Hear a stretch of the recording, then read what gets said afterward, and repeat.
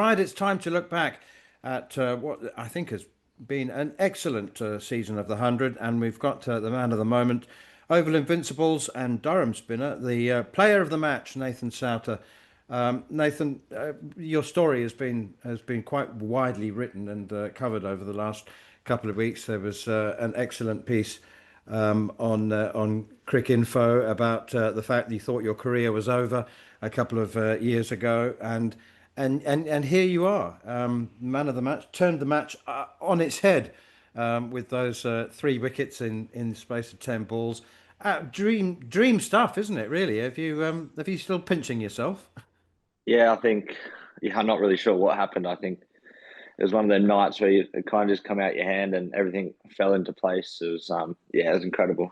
It's been a whirlwind couple of 3 seasons, obviously with the Oval Invincibles and my time in Durham. So yeah, I've really enjoyed it, and it was a special team to be part of as well.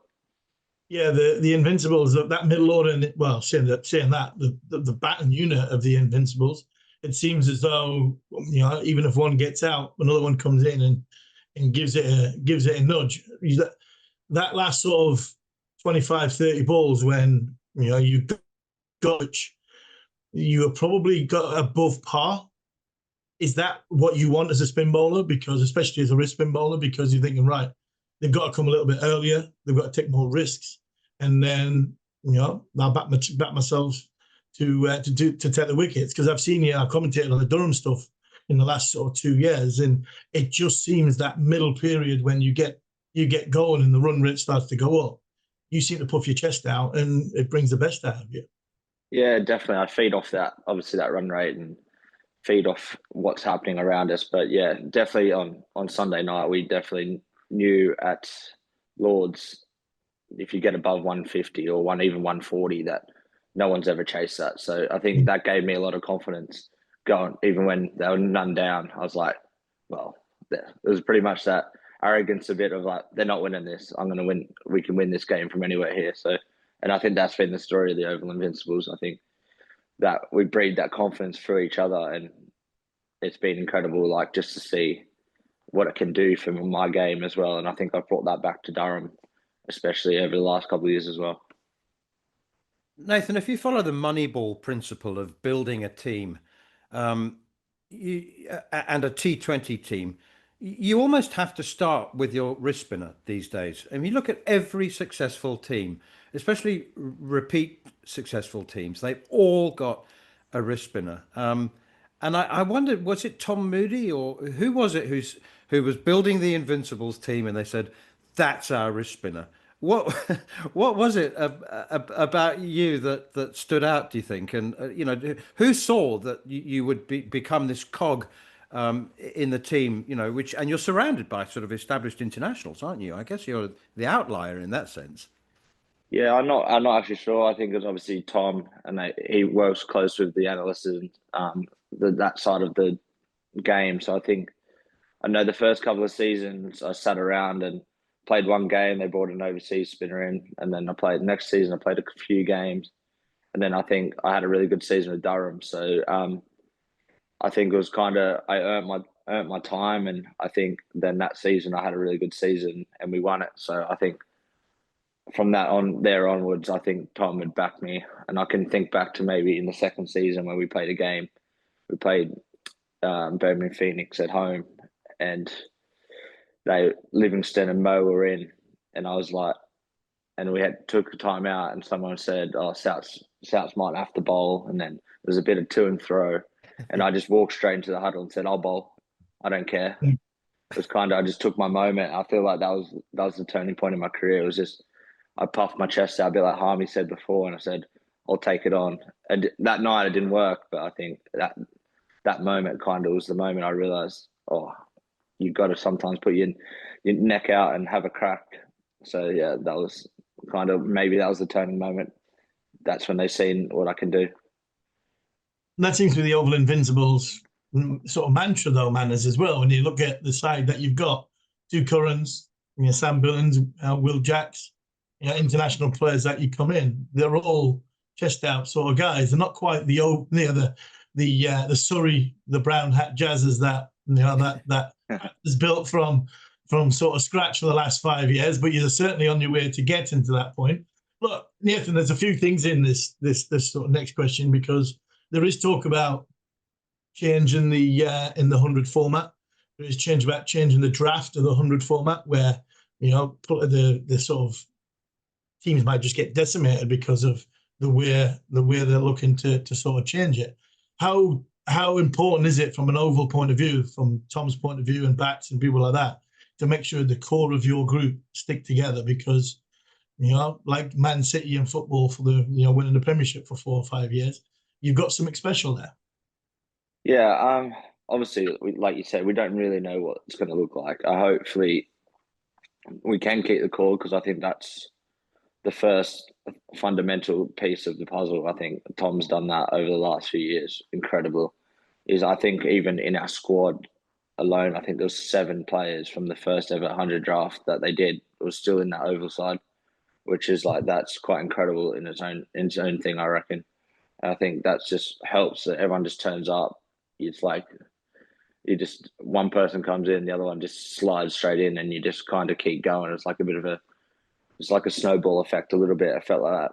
Even go back into game 1 of the tournament, we obviously bowled the Spirit out for about 80, but it just felt like we had never been away from each other. It was just everything just kind of rolled in. We replaced Rashid Khan with Zamps, and then obviously Zamps comes back in on the final and just replaces Rashid, and it was just smooth. It was seamless, and I think that's key. And there's going to be changes, there's no doubt. I think you've got to be realistic. I don't think all of us are going to end up back at the Oval again, as much as we love playing at the Oval. But I think realistically, like every good team, people get picked out of it.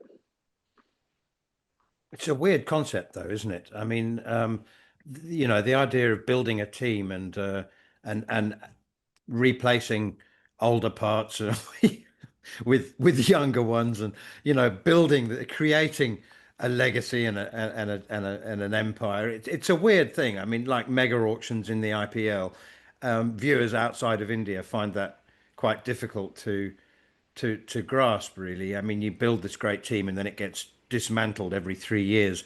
And the Oval Invincibles might well become MI London next year. I mean, how do you feel as a player? Would you not be preferable just to stick together and keep winning?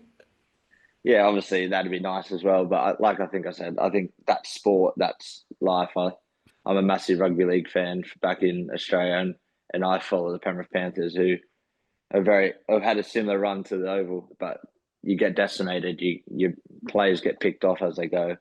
But yeah, if the team, it'd be a shame to lose the identity of the Oval Invincibles. But I think, like everything, change will happen, and we'll just wait and see what happens, really.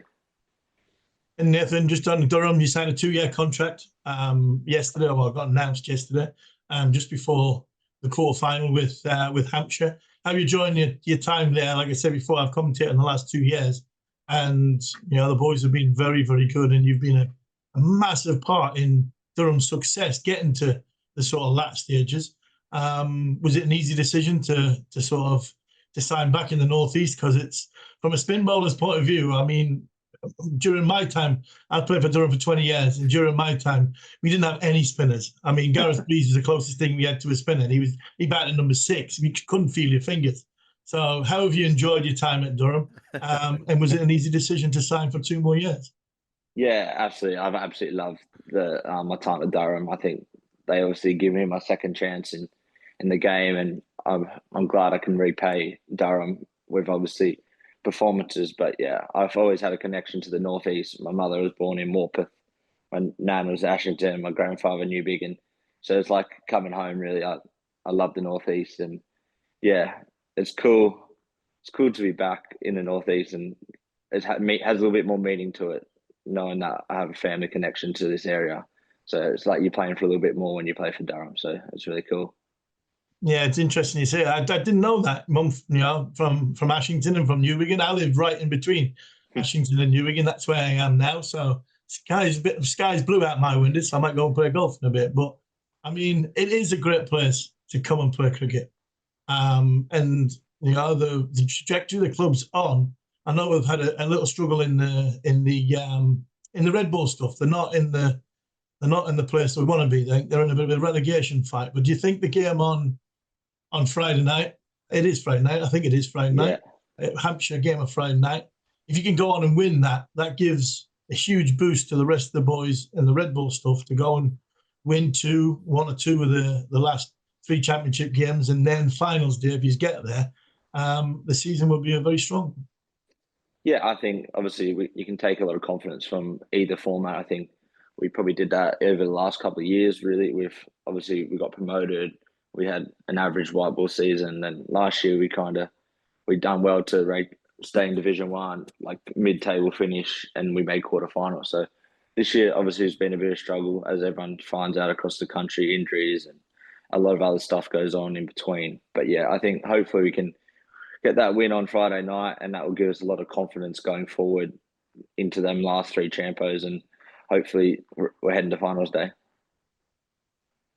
Nathan, just finally, you're not the first player who thought they were looking at the dead end sign a couple of years ago, who's then actually discovered that it was a door to a world of opportunity. Are you just enjoying the ride now, or are you a planner? Have you got a way that you'd like things to unfold now, or are you just enjoying each day and each month and each year? That's a good question. I do like to plan. I do struggle with that side of it, but I am just trying to take it step by step at the moment. I feel like I'm still coming off a bit of a high from the other night, but yeah, I'm just going to probably head to training today and just try to settle back down and have a light day and just take it day by day. But I'm really looking forward to what the next 6 months, the next 12 months brings. But yeah, I'm trying to live in the moment at the moment, because it's a kind of special thing we've done over the last few weeks, and hopefully I can go and create some history for Durham and lift that Blast trophy for the first time as well.